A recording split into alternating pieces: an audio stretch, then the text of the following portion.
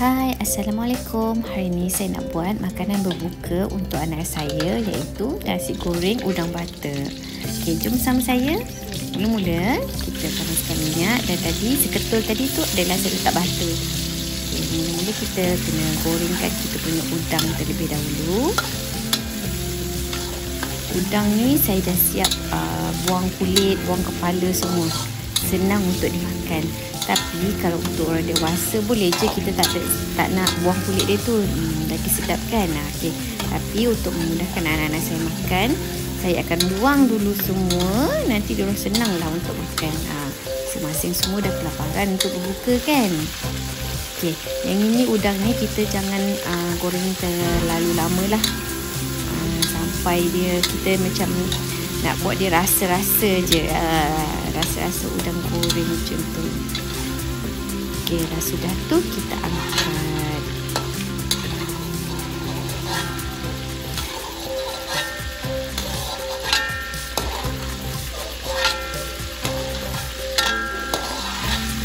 Okey, next saya keluarkan minyak, bahagi dua dah, separuh-separuh, terlalu banyak sangat minyak untuk saya menggoreng telur. Okey, cukup dah ni minyak ni. Okey, saya gorengkan 3 biji telur hancur. 1, 2 dan 3. Saya suka guna kaedah macam ni, goreng siap-siap lepas tu asingkan. Ada orang suka buat macam dah siap nasi goreng tu, dia pecah je dalam nasi tu kan bersekali. Tapi saya tak suka macam tu. Saya suka asingkan. Nanti dia nampak lebih cantik lah telur tu. Ikut pada masing-masing punya selera.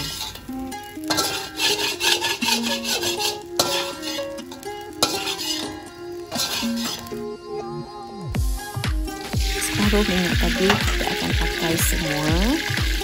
Kita buat untuk tumis. Okay, ini saya dah tumbuk bawang merah 2 biji, bawang putih 3 biji. Kita tumis hingga naik bau.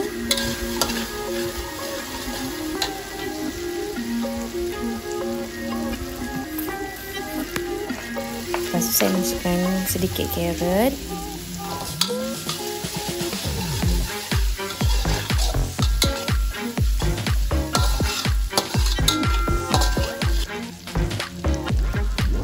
Saya letakkan sedikit secukup rasa.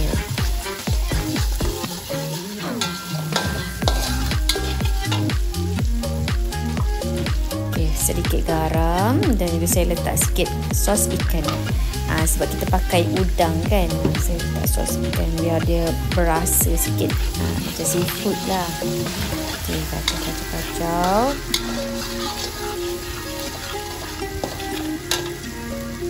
Okey, dan kita letakkan nasi. Simple sangat. Kalau tak tahulah sangat nak berbuka apa, bolehlah berbuka nasi goreng. Nasi goreng belacan ke, nasi goreng ikan masin ke, nasi goreng sotong, nasi goreng udang, macam-macam. Nasi goreng sardin. Itu saya belum pernah buat nasi goreng sardin sebab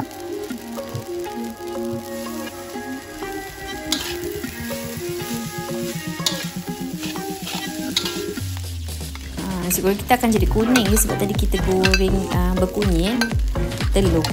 Telur pun kuning, udang pun kuning. Nasi goreng kita akan jadi berwarna kuning. Cantik sikit lah.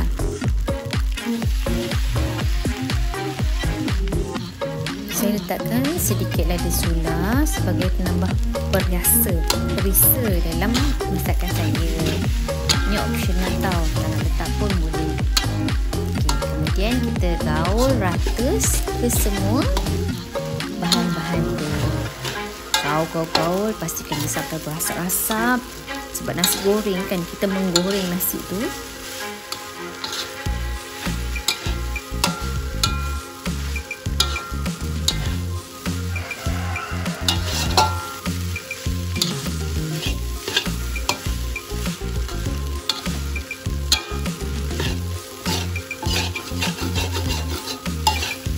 Okey, setakat ini saja video saya.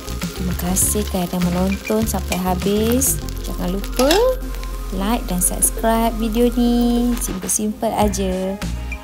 Terima kasih. Bye. Assalamualaikum.